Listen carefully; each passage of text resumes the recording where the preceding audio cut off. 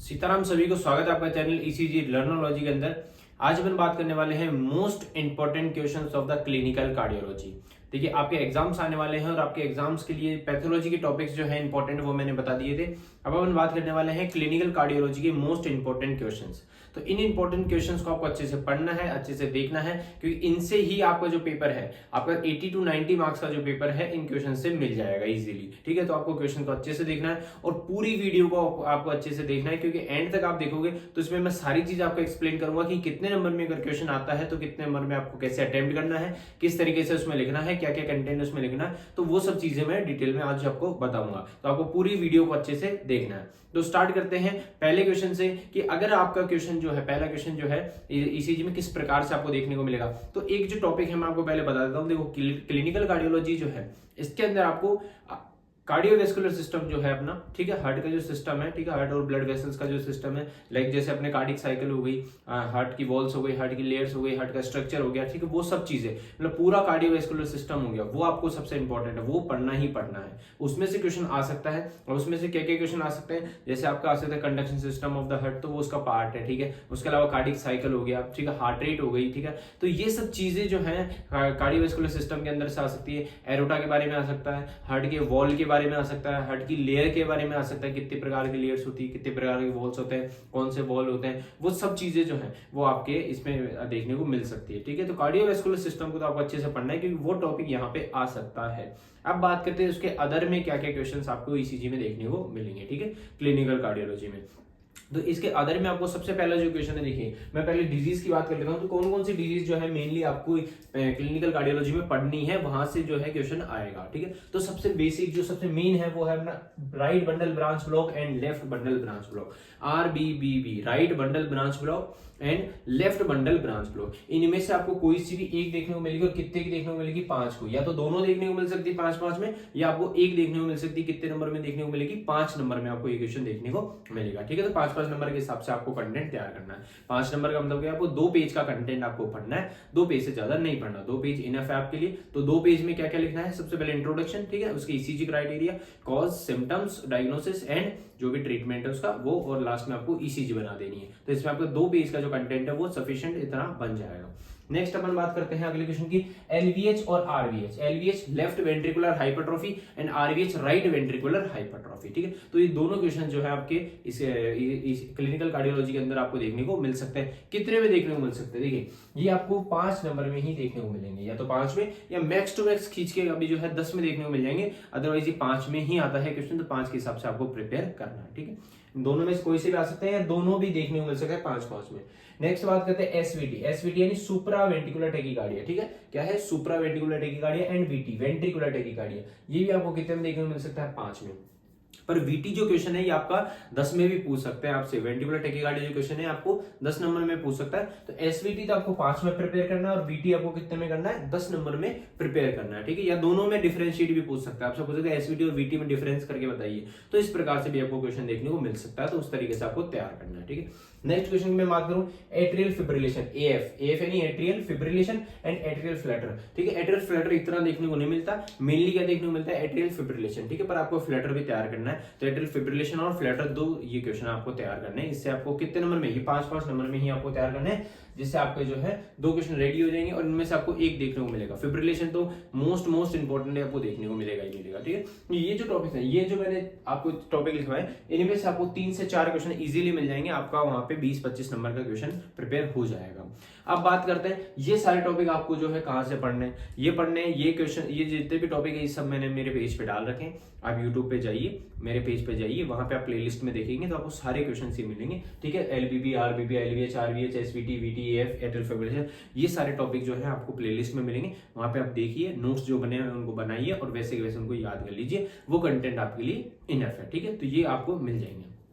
Next बात करते हैं right short note down abnormalities of the QRS complex, जो क्यूआरएस कॉम्प्लेक्स होता है उसकी एबनॉर्मेलिटीज। देखिए ये मोस्ट इंपॉर्टेंट क्वेश्चन है, ये बार बार पूछा गया है, तो उसको अच्छे से प्रिपेयर करना है कि क्यूआरएस कॉम्प्लेक्स जो है उसकी एबनॉर्मेलिटीज क्या है, मतलब एबनॉर्मेलिटीज मतलब उसमें क्या क्या एबनॉर्मेलिटीज हो सकती है। जैसे कि नॉर्मल क्यूआरएस कॉम्प्लेक्स और एबनॉर्मल क्यूआरएस कॉम्प्लेक्स, मतलब क्यूआरएस कॉम्प्लेक्स मान लो टॉल हो गया तो वो एबनॉर्मल हो गया, स्मॉल हो गया, ठीक है, या फिर वाइड हो गया, तो ये सब चीजें क्या है क्यूआरएस कॉम्प्लेक्स की एबनॉर्मेलिटीज है, ठीक है। इसमें भी एक क्वेश्चन आता है लो वोल्टेज क्यूआरएस, क्या आता है, लो वोल्टेज क्यूआरएस या लो वोल्टेज ईसीजी, ये इंपॉर्टेंट है, ध्यान रखना है, ठीक है, ये इंपॉर्टेंट है। लो वोल्टेज ईसीजी भी इसका एक टाइप है, ठीक है। जो एबनॉर्मलिटीज आप लिखेंगे तो एबनॉर्मलिटीज एक एबनॉर्मलिटी क्या होती है, लो वोल्टेज होती है, तो लो वोल्टेज अलग से आपको पढ़नी है, ठीक है। पूरी तो पढ़ोगे आप एबनॉर्मलिटीज में एक लो वोल्टेज अलग से भी आपको पढ़नी है, ठीक है। नेक्स्ट बात करते हैं abnormalities of the P wave. जो पी वेव होती है उसकी क्या क्या एबनॉर्मलिटीज होती है, पी वेव टॉल हो जाती है, स्मॉल हो जाती है, वाइड हो जाती है, ब्रॉड हो जाती है, ठीक है, या उसके अलावा एब्सेंट हो जाती है, इन्वर्टेड हो जाती है, तो उन सब एबनॉर्मलिटीज को आपको पढ़ना है।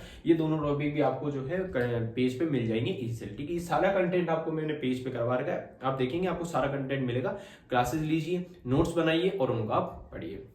नेक्स्ट बात करते हैं T wave and you wave, ठीक है। टी वेव और यू वेव, इनमें से 5 नंबर में आपको दोनों में से कोई सी भी पूछ सकता है, 5 नंबर में क्वेश्चन आता है, ये भी 5-5 की है, ठीक है।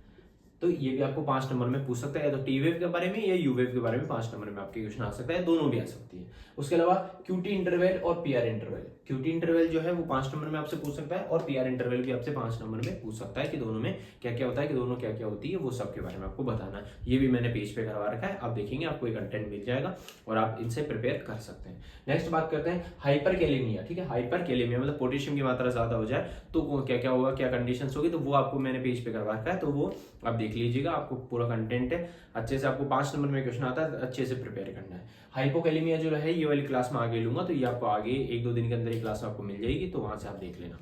नेक्स्ट है ये आपको कितने मिलेगा, 5 नंबर में ये क्वेश्चन आपको देखने को मिलेगा। नेक्स्ट बात करते हैं हाइपर कैल्सीमिया और हाइपोकैल्सीमिया। हाइपर कैल्सीमिया में यानी कैल्शियम की मात्रा ज्यादा हो जाएगा, और हाइपोकैल्सीमिया कैल्शियम की मात्रा कम हो जाए तो क्या ईसीजी चेंजेस आएंगे। ये टॉपिक पे आपको 3 से 4 दिन के अंदर आपको पेज पे मिल जाएगा, तो वहां से आप पढ़ सकते हैं। अभी ये मैंने करवाया नहीं है इसलिए, ठीक है। तो ये भी कितने में आता है, 5 नंबर में आता है।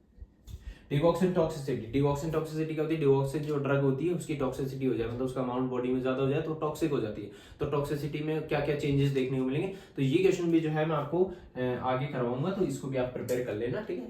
उसके अलावा wrong lead placement, wrong lead placement मतलब इनकरेक्ट लीड प्लेसमेंट बोल दो या रॉन्ग लीड प्लेसमेंट बोल दो, क्या बोल सकते हो आप, इनकरेक्ट लीड प्लेसमेंट के नाम से लिया जाता है ये, ठीक है। इनकरेक्ट लीड प्लेसमेंट या मिस लीड प्लेसमेंट बोल सकते हैं, मतलब बहुत सारे नाम से बोलते हैं, तो किसी भी नाम से क्वेश्चन आ सकता है। मतलब अगर अपन जो ईसीजी लीड से वो गलत लगा दे, इनकरेक्ट लगा दे, गलत लगा दे, तो क्या क्या चेंजेस देखने को मिलेंगे, तो वही क्वेश्चन आता है। ये भी कितने में आता है, या तो ये आपको 5 में देखने को मिलेगा या आपको ये 10 में देखने को मिलेगा, ठीक है। तो 10 के हिसाब से आपको प्रिपेयर करना है, 5 के हिसाब से नहीं करना। 10 के हिसाब से करोगे तो आपको कंटेंट थोड़ा ज्यादा होगा, ठीक है। ये क्वेश्चन भी मैं ईसीजी में आगे करवाऊंगा, तो आप वहां पे देख लीजिएगा। अदरवाइज आप कहीं से भी आप कंटेंट जो है ये लेके पढ़ सकते हैं, ठीक है। बाकी जो कंटेंट आपके मैंने करवा रखे हैं वो आप अभी तो कर सकते हैं, बाकी क्या आपको एग्जाम से पहले पहले पूरा कंटेंट आपको इजीली मिल जाएगा।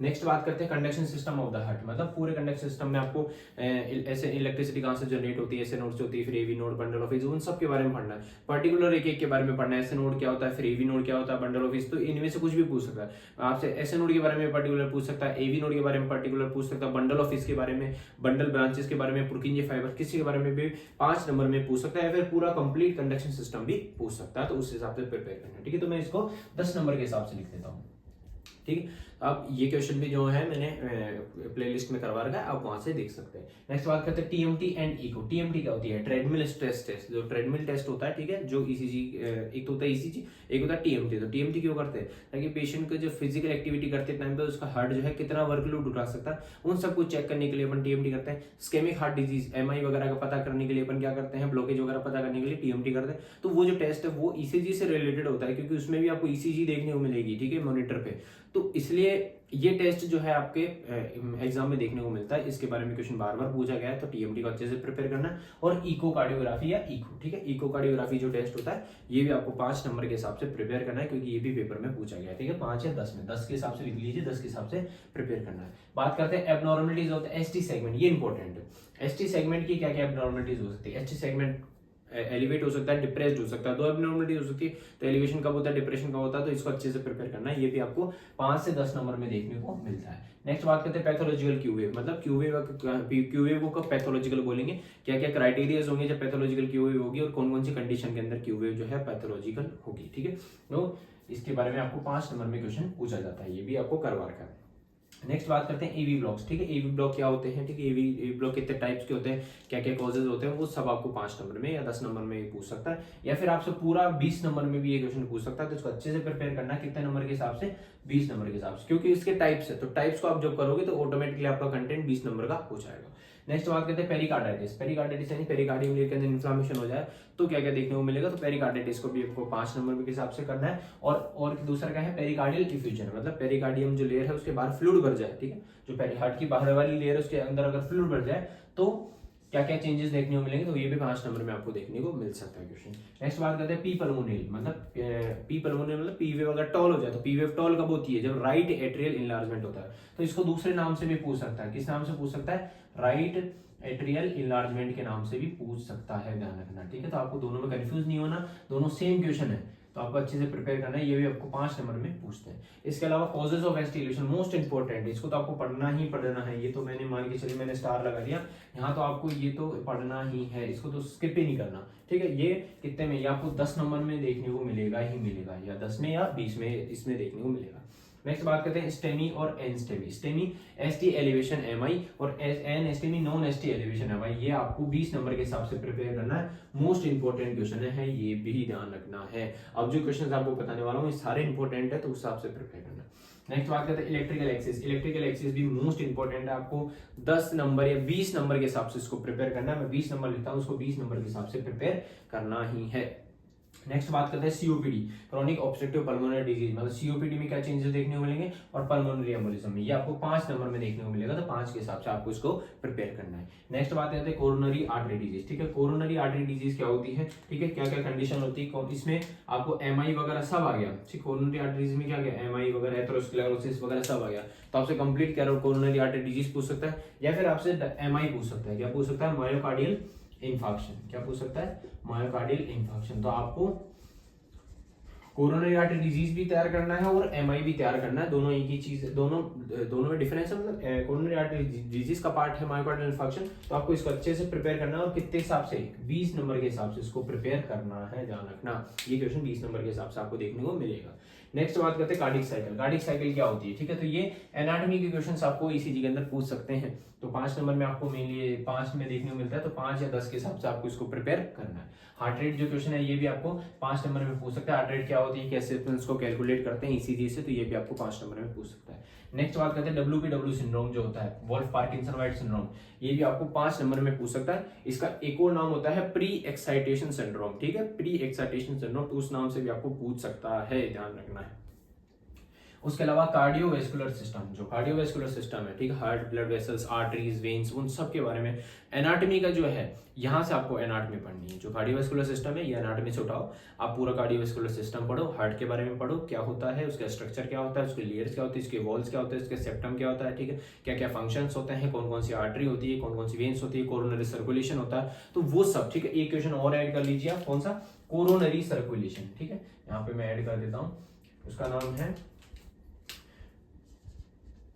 कोरोनरी सर्कुलेशन, ये भी आपको अच्छे से पढ़ना है। ठीक, ये भी मोस्ट इंपॉर्टेंट क्वेश्चन है एग्जाम के पॉइंट ऑफ व्यू से, इसको आप अच्छे से प्रिपेयर करोगे, तो इनको अच्छे से प्रिपेयर करना है, तब जाके आपके अच्छे मार्क्स आएंगे। अगर ये पूरा कंटेंट आप पढ़ लेते हो, आपको अच्छे से याद हो जाता है, तो मैं श्योरिटी देता हूं आपके 90 to 100 मार्क्स का पेपर इसमें से देखने को मिलेगा ही मिलेगा। मतलब 90 मार्क्स आपकी इजीली आप गेन कर सकते हो अगर ये सारे टॉपिक आपको अच्छे से आते हैं तो। ठीक है, तो अच्छे से पढ़ना है, कोई भी डाउट आता है कमेंट सेक्शन में पूछिए, और जो टॉपिक्स अभी नहीं हुए हैं इसमें से, ये मैं कोशिश करूंगा कि एग्जाम से पहले मैं कंप्लीट करवा दूं। ठीक है, बाकी आप इनको बाहर से कहीं से कंटेंट ले के कर सकते हैं, बाकी मैं कोशिश करूंगा कि एग्जाम से पहले आपको सारा कंटेंट जो है मैं प्रोवाइड करा दूं। ठीक है, बाकी फिर भी आपको कोई डाउट आता है कमेंट सेक्शन में पूछ सकते हैं, और आपको जो कोई टॉपिक आपको पढ़ना है, पहले पढ़ना है, तो आप वो मेरे को कमेंट सेक्शन में लिख सकते हैं, मैं वो पहले वो टॉपिक करवा दूंगा आपको, ताकि आपके लिए भी ईजी रहेगा वो पढ़ना। ठीक है, बाकी मैं जो है हाइपरकैलेमिया अपना हो गया यहाँ तक, तो इसके बाद के जो टॉपिक्स है मैं आगे कवर करवाता रहूंगा। ठीक है, और thank you for watching, follow for more content.